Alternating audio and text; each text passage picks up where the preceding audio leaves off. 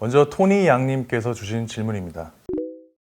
노딜 블랙시트에 대한 질문을 주셨는데 영국이 유럽연합과 아무런 합의를 도출하지 못한 채 EU를 탈퇴하게 된다면, 그러니까 노딜 블랙시트로 결론이 나게 된다면 주식, 채권, 금 등 자산시장과 금리, 환율 등에 어떠한 영향을 주게 될까요? 노딜 블랙시트가 시장에 미치는 영향에 대해서 전반적으로 말씀을 한번 해주시면 좋을 것 같습니다. 그때가 2016년이었죠. 미국의 대통령 선거였던 해였는데 그 여름에 브렉시트를 할 거냐 말 거냐를 갖고 영국에서 이제 투표가 있었습니다.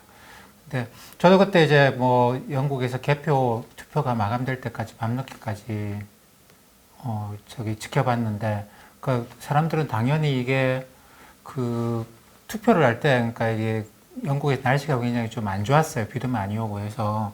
그러면 아무래도 노년층의 투표율이 좀 떨어지지 않겠는가. 그러면 노년층에서 주로 그 브렉시트를 지지했기 때문에 젊은 층의 투표가 많아지면서 브렉시트가 아니지 않겠는가. 영국이 계속 EU에 잔류하지 않겠는가 그랬는데, 그 다음날 이제 개표가 진행되면서 상황이 완전히 넘어갔죠. 그러면서 이제 국내 주식시장에서도 실시간으로 이게 주가가 폭락을 하는 그런 일이 벌어졌습니다만, 그때도 이게 딱 하루였어요. 딱 하루 지나고 난 다음에 회복을 했고, 자산시장에서 이게 이제 지속적인 약세로 간 거는 영국 파운드화밖에 없습니다. 영국 파운드화가 그날도 크게 하락을 했고, 그 다음부터 계속 이제 그런 일이 발생했죠. 환율을 따지면 파운드화가 이제 이렇게 파운드화 환율이 떨어지는 게 파운드화가 약세인데 좀 심하게 많이 내려갔습니다. 1.2, 1.3 뭐 그 정도까지 떨어졌었죠. 근데 그게 지금까지도 파운드 약세는 아마 계속되고 있는 것 같아요. 근데 그 외 자산에는 큰 영향이 없습니다. 왜냐하면 이 브렉시트라고 하는 게 뭐 어마어마한 무엇이라기보다는, 그러니까 그 전에 EU하고 영국이 그렇게 서로 가까워진 건 아니었고, 그러니까 통상 부분에서 주로 그런 것이죠. 가령 뭐 군사나 뭐 이런 또는 외교 뭐 이런 부분에서는 서로 합친 건 없어요. 서로 커뮤니케이션만 한 것이지. 근데 이 통상이라고 하는 거는 사실 뭐 떨어졌다고 해가지고 서로 간에 관세를 매기긴 하겠습니다만, 요즘 같은 FTA 하는 세상에 관세를 붙여보자 얼마나 관세를 붙이겠습니까? 그렇기 때문에 절차상의 문제고, 그래서 그때는 그 뉴스 가지고 시장이 한번 요동을 쳤고, 근데 그 다음에는 이 똑같은 뉴스 가지고 시장이 요동칠 것 같지는 않아요. 근데 우리가 모르는, 뭐 해봤자 뭐 관세 좀 붙였다가 나중에 떨어뜨리겠지, 이런 생각이 제가 볼 때 주식시장의 기본적인 컨센서스인데, 사람들이 일반적으로 생각하는 건데, 그걸 넘어서서 저러면 경제가 정말 큰일 나는 거 아니야, 이런 게 있어야지만 자산시장 전반에 영향을 미칠 것 같아요. 근데 다만 이 영국이 EU에서 떨어져 나오면서 영국의 많은 기업들이 영국에 들어갔습니다. 그리고 많은 사람들이 영국에 집을 사고 하면서 영국의 주택 가격이 급등을 했는데, 이유는 영국에 살거나 영국의 기업을 만들면 이 유럽 전체를 다, 그러니까 통행권이 나오기 때문에 그런 것이었죠. 근데 영국 혼자 떨어지면서 이게 기업들이 들어가던 기업들, 그 다음에 사람들이 들어가던 사람들이 안 들어가고 빠진단 말이죠. 이것 때문에 영국 경제는 조금 이제 뭐 좀 더 시간이 좀 더 걸리면서 경제가 아직까지 완전히 브렉시트 악영향으로부터 벗어났다고 판단하기는 어려운 것 같아요. 그렇기 때문에 영국 파운드화는 지속적으로 약세 움직임을 받는 건 분명합니다만, 다른 시장에서 영향력은 크지 않을 것 같습니다. 네. 다음은 휘슬러님께서 주신 질문입니다. 이 삼성전자 우선주 관련 질문을 주셨는데요. 이 삼성전자 우선주의 이 투자자별 매매 동향을 보면은 이제 프로그램 매매 거래량이 0으로 나와 있는데, 이 프로그램 매매가 없는 그 이유가 무엇인가요? 프로그램 매매는 주로 지수하고 관련돼 있거든요. 그러니까 코스피 200이라고 하는 지수에 선물, 옵션이 걸려 있는데, 파생상품하고 관련된 거래가 많습니다. 프로그램 매매는. 근데 우선주는 지수에 안 들어가요. 안 들어가기 때문에 이 프로그램 매매가 이제 그 어떤 차익 거래를, 그러니까 현물하고 선물 시장의 차익 거래를 위해서 들어가는 경우가 많은데, 이 우선주가 들어갈 이유가 전혀 없는 것이죠. 왜냐하면 우선주가 지수에 영향을 없기 때문에. 그래서 그렇고, 일반적으로 우선주를 편입하는 그런 경우에도 이게 프로그램 매매로 들어갈 만큼 우선주가 그렇게 뭐 당장 뭐 어떤 펀드에서 꼭 들어가거나 그러는 건 아니에요. 우선주는 좀 더 그 특수한 펀드들에서 보통 많이 수요가 일어나죠. 그렇다면은 이제 삼성전자 우선주, 삼성전자 우의 외국인 보유 지분이 삼성전자의 외국인 보유 지분보다 훨씬 많은데 이 외국인들이 삼성전자 우를 선호하는 이유가 배당을 조금 더 준다 이런 이유 말고 다른 이유가 있을까요? 그 제가 예전에 그 시티은행에 있을 때 그가지고 한번 사람들하고 논쟁을 한 적이 있는데 그 시티은행은 이제 아시아 헤드쿼터가 싱가포르에 있는데 그쪽에서는 사람들이 아니 우선주 가격이 보통주보다 높다라는 거예요. 근데 제가 관찰한 우리나라 시장에서는 우선주 가격은 보통주보다 늘 낮거든요. 삼성전자도 그렇습니다만 우선주는 보통주보다 가격이 낮은 거다. 왜냐하면 우선주는 이게 투표할 수 있는 투표권이 없잖아요. 그러다 보니까 뭐 배당 준다고 해서 얼마나 준다고 투표권도 없고 그렇기 때문에 우선주라고 해서 뭔가 더 좋아 보이는 것처럼 보이지만 열등한 주식이다, 뭐 인피리어한 주식이다 이런 식의 생각이 관념이 굉장히 강해요. 근데 외국 사람들은 그리고 이제 외국의 교과서를 보면 우선주는 보통주보다 가격이 일반적으로 높다고 나옵니다. 일단 일반적으로 높다고 나와요. 그러니까 이게 배당을 보통 하는 기업들이 많고 그 배당을 하는 기업들이 우선주 이런 걸 발행을 하기 때문에 근데 배당도 제대로 안 하는데 우선주 이런 걸 발행을 할 이유가 없겠죠, 일반적으로는. 그리고 이걸 사람들이 살 이유가 별로 없을 거잖아요. 그렇기 때문에 이제 우선주를 발행한다 그러면 그 기업이 배당을 좀 해요. 그러니까 배당의 니즈 때문에 장기 투자는 외국에서는 그런 문화가 굉장히 일반화되어 있잖아요. 그러니까 주식 투자한다 그러면 내가 내 노후까지 가져간다 이런 문화가 굉장히 강하고 그러다 보니까 굉장히 장기 투자를 하는데 우선주를 사는 수요는 배당이 있기 때문에 그 배당이 꽤 매력적이기 때문에 그 보통주보다 배당을 더 준다고 해서 우선주를 사는 거예요. 그러다 보니까 일반적으로 외국의 교과서에는 우선주의 가격이 배당주보다 높다고 나옵니다. 장기적으로 갖고 있으면 뭐 보통주 갖고 있는 것보다 우선주 갖고 있는 게 더 좋겠죠. 그래서 외국에서는 이 우선주를 선호하는 그런 움직임이 굉장히 강합니다. 그래서 가격도 높고. 근데 우리나라에서는 우선주라고 발행을 했는데 외국에서 우선주라는 걸 투자가 꽤 일어난다고 하니까 발행을 했는데 배당을 안 해요. 그럼 우선주를 갖고 있으면 뭐 합니까? 이게 뭐 예금금리보다 높다고 할 수도 없고 그런 시기가 굉장히 오랫동안 계속됐죠. 그러다 보니까 이제 큰 의미가 없었는데 몇 년 전부터 삼성전자가 배당을 획기적으로 늘리기 시작을 했습니다. 그러면서 코스피 전체 배당 수익률이 확 올라가기 시작을 했거든요. 그러면서 이 삼성전자 우선주에 대한 외국인들의 그런 수요, 장기 투자 수요에서 우선주에 대한 수요가 삼성전자 우선주로 오면서 삼성전자 우선주 지금 외국인 지분율이 얼마나 되더라? 한 90% 되던가 그러는 것 같은데, 그만큼 외국인들 입장에서는 그 우선주인데 보통주보다 가격도 낮아요. 배당도 꽤 주는데 굉장히 매력적인 주식이 되는 것이죠. 네. 다음은 파이낸셜 프리덤님께서 주신 질문입니다. 이 코로나 이후에 저금리와 대규모 양적 완화로 인플레이션이 올 것이라는 얘기가 많은데 여기서 얘기하는 인플레이션이 소비자의 생활 물가 지수를 말하는 것인지 아니면 주식, 부동산, 원자재 등의 자산의 인플레이션을 말하는 것인지 궁금합니다라고 질문을 주셨습니다. 여기서 말하는 인플레이션은 어떤 것을 말하는 것이라고 보면 될까요? 글쎄 사실 그 인플레이션을 정책적으로 원하는 거는 이게 두 가지 말씀 잘 하신 것 같습니다. 하나는 자산 가격의 상승, 이것도 일종의 인플레이션을 볼 수 있겠죠. 그리고 우리가 일반적으로 생활하는 물건들, 흔히 이제 소비재 품목들의 물가가 올라가는 것도 인플레이션이라고 볼 수 있는데, 그 정책적으로는 경제적으로는 제일 선호하는 게 자산 가격의 상승은 사실 경제적으로는 큰 의미가 없을 수 있어요.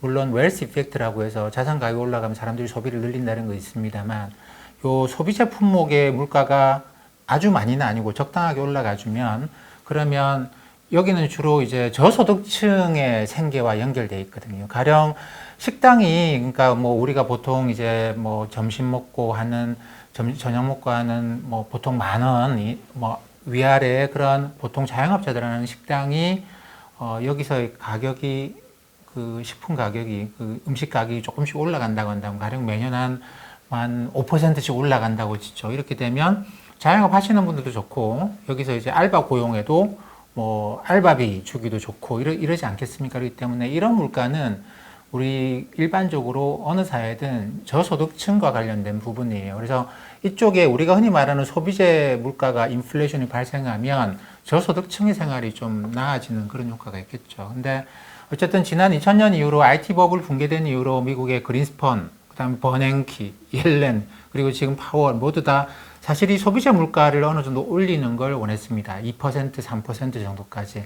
근데 이게 잘 안 돼요. 이게 잘 안 되고 이거 올리려고 돈은 풀었는데 그 돈은 전부 다 자산가에 올라가는 데만 작동을 하는, 이게 지난 한 20년 동안 계속 반복적으로 나타났던 그런 현상입니다. 그렇기 때문에 경제가 좀 좋아지려고 그러면 이거는 이미 20년 동안 해왔기 때문에 이게 더 올라간다고 해서 경제가 지금 상태에 좋아질 것 같지는 않고, 어떻게든 이걸 올려야 되는데, 이거는 중앙은행이 지금까지 시도한 건 뭐냐면 돈 많이 풀면 이거 올라갈 거야 그랬는데 돈 많이 풀었더니 전부 다 이쪽만 올라가는 그런 문제가 발생을 했죠.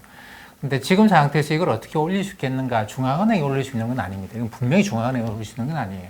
이거는 재정으로 할 수밖에 없는 거죠. 중앙은행이 돈 풀어봤자 어차피 일로 갈 것이고, 정부가 딱 찍어서 이쪽에다가 돈을 주는 것이죠. 소비 더 하도록. 뭐 이렇게 해서 이제 최근에 우리나라에도 가령 재난지원금 나오면서 이런 현상이 좀 발생을 하는데, 전 세계적으로 이 정부가 쓰는 돈들이 주로 이쪽으로 많이 가죠. 사회 저소득층, 그러니까 사회 소득 상위 50%가 아니라 하위 50%로 좀 많이 가게 되는데, 이렇게 되면서 이쪽에 물가 올라가지 않겠는가. 그리고 중앙은행들은 최근에 좀 새로운, 그러니까 정책이 완전히 바뀌었다고 보기는 어렵습니다만 뉘앙스 자체가 우리가 그동안 돈을 푼 게 자산 가격만 너무 올린 것 같다. 그러니까 우리가 독자적으로 돈을 풀어가지고는, 중앙은행의 독자적인 통화 정책으로는 이쪽으로만 자꾸 가요 올라가는데 이걸로는 경제가 개선 안 되는 것 같다. 그래서 중앙은행의 새로운 역할이, 정부가 이쪽에 돈을 쓸 거거든요. 재정정책이라고 하는. 그러면 우리가 그 국채를 막 사서 그 정부가 이 돈을 푸는데 아무런 거리낌이 없지는 않겠죠. 왜냐하면 이건 국민의 동의를 받아야 되겠지만, 근데 이거 우리가 국채 발행해서 금리가 올라가면 어떻게 하냐. 우리가 국채 발행한 것 때문에 민간 기업들이 채권 발행하기 힘들어지면 어떻게 하냐. 이걸 이제 경제학에서는 구축 효과라고 하거든요. 크라우딩 아웃 이펙트라고 해서 정부가 경제 좋아지게 하려고 뭐 국채 발행하고 돈 찍다가 돈 더 하다가 이쪽에 이제 민간 기업들이 금리가 올라가서 민간 기업들이 투자가 더 위축될 수 있다. 이런 이야기를 하는데, 그걸 없애기 위해서 중앙은행이 적극적으로 돈을 찍어주는 이런 것 같아요. 그래서 인플레이션을 이야기하면 말씀 잘 하셨는데 이 둘 중 두 가지를 구분해서 봐야 됩니다. 근데 지금까지 20년 동안은 이쪽 자산 가격 인플레이션만 왔다고 봐야 되고, 지금은 어쨌든 이쪽에 인플레이션 나가려고 고생들을 하고 있는 것 같아요. 네. 지금 말씀해주신 그 내용에서 어느 정도 답변이 된 것 같긴 한데, 이 다음에 주신 질문이 이제 여러 가지 이유로 한편에서는 소비자 생활 물가 지수는 오르기 어렵다는 의견이 있고, 또 한편으로는 이제 자산 가격은 오를 것이라는 전망이 이제 공존하고 있는데, 이 두 영역이 함께 가는 것인지 아니면 따로 갈 수 있는 것인지, 이렇게도 질문을 주셨습니다. 그래서 계속 이렇게 왔어요. 계속 자산 가격은 올라가고 이제 저소득층의 생활은 개선되지 못하고, 왜냐하면 이쪽 물가는 계속 압박을 받았기 때문에. 그러니까 저소득층의 소득은 사실 이쪽에 가격이 좀 올라가 주는 곳에서 소득이 증가하게 되는데, 자산 가격이 올라가면서 고소득층의 소득은 증가하고, 이렇게 되면 결국 사회의 양극화가 굉장히 극심해졌죠. 지난 30년 동안 뭐 미국의 통계를 보더라도 상위 1%는 자산이 4배가 증가했는데 하위 50%는 자산의 증가가 없어요. 실질적으로 물가 빼고 나면. 이런 게 이제 이 양극화를 극심하게 만들어 왔다고 봐야 됩니다. 그렇기 때문에 이 현상이 계속된다고 본다면 이게 뭐 자산 가격이 계속 올라가고, 그 다음에 실제로 물가는 못 올라가고, 그러니까 중앙은행이 소비자 물가 올리려고 돈 풀었는데 그거는 자산 가격만 올라가고 여기는 그대로 있고, 이런 양극화가 극심하게 계속될 수밖에 없다라는 건데, 그래서 제가 이번에 지난 8월 말에 잭슨홀 미팅에서 뭐 파월만의 의견이 아니에요. 그 FMC 위원들이 만장일치로 얘기를 한 건데, 정책 목표를 바꿔버렸죠. 그러니까 우리 고용 증가시키는 데만 집중하겠다. 나머지는 우리는 별로 신경 쓰지 않겠다. 이거 이후로 이제 자산 가격이, 그러니까 뭐 미국의 나스닥 주가 지수가 갑자기 하락하기 시작하고 10% 이상 떨어지기 시작하고 이런 현상이 생기는데, 연준의 의도는 아직 아주 정확하게 밝혀진 건 아닙니다만, 제가 해석을 해볼 때는 이 양극화를 더 이상 방치할 수 없다고 생각을 하고, 자산 가격을 올리는데, 이번에도 주가 폭락하니까 마구 돈을 썼잖아요. 그런 건 이제 안 할 거고, 고용 증가시키는데 저소득층에만 우리가 돈을 풀겠다. 이런 식으로 이제 방향을 획기적으로 바꿨어요. 물론 그렇다고 해서 당장 이게 효과를 드러내지는 않겠습니다만 제가 그래서 파월 이후에 10년, 버냉키 이후에 10년 동안 자산 가격을 그렇게 끌어올렸는데 파월 정책은 앞으로 10년 동안 어떻게 할 것이냐. 이거는 재정 정책을 유발하는 정책이고 그리고 결국은 소비재 가격을 끌어올리지 않겠는가. 결국 우리가 소비재 물가, 우리가 흔히 말하는 소비자 물가 지수의 상승을 낳지 않겠는가 예상을 하는 거죠. 단기적인 현상은 아닐 것 같고요. 시간이 흘러감에 따라서 그렇게 될 것 같습니다. 네. 이제 마지막으로 송진주님께서 주신 질문입니다. 이제 2017년경 이제 공동 저자로 참여하신 인플레이션의 시대라는 책이 있는데 이 책에는 미국은 팔을 비틀어서라도 달러를 약세화한다. 그것이 금융위기든 다른 위기든 권리를 적극적으로 행사하는 미국이 책임은 지지 않고 비용을 다른 나라에 전가한다는 부분이 있는데 이 다른 나라의 비용을 전가하는 것이 구체적으로 어떤 상황인지 궁금합니다라고 질문을 주셨습니다. 다른 나라의 비용을 전가한다는 말이 구체적으로 어떤 상황을 뜻하는 것인가요? 글쎄요, 그게 이제 정확한 표현 아닌 것 같은데 제가 그 책에서도 이 예를 썼는지 모르겠습니다만 저는 아마도 제가 이걸 썼다고 말씀해 저 정확하게 기억은 안 나는데 아마 이 상황을 염두에 두고 한 이야기인 것 같아요. 그러니까 1960년대 미국이 베트남 전쟁 때문에 어마어마하게 달러를 풀었죠. 그러니까 미국 정부가 중앙은행이 돈을 찍어가지고 전 세계에 달러가 퍼져나갔습니다. 그때 이제 유럽이 그 이후로 우리가 어떤 걱정을 하겠습니까? 지금처럼 그렇게 돈 자꾸 풀면 인플레이션 와요. 세상이 무너져요. 큰일 나요. 라고 유럽 사람들이 난리가 났죠. 그래서 미국의 재무장관이랑 유럽의 재무장관들이 모여가지고 회의를 했는데 G7 재무장관 회의 이런 걸 했는데 이제 거기서 유럽의 재무장관들이 달러 그렇게 풀지 마라. 그러면 전 세계적으로 인플레이션이 와서 피해가 크다. 당신들은 푸는 것은 내가 좀 이해를 하겠는데 이게 전 세계적으로 피해가지 않겠는가라고 이야기를 하니까 그때 미국의 재무장관이 아주 유명한 이야기를 합니다. 그 달러화 그거는 우리나라의 커런시가 맞는데 달러화의 문제, 당신들이 이야기하는 달러화를 우리가 많이 풀어서 발생하는 문제는 그건 당신들의 문제다. 그래서 our currency, your problem이라는 굉장히 유명한 표현을 써요.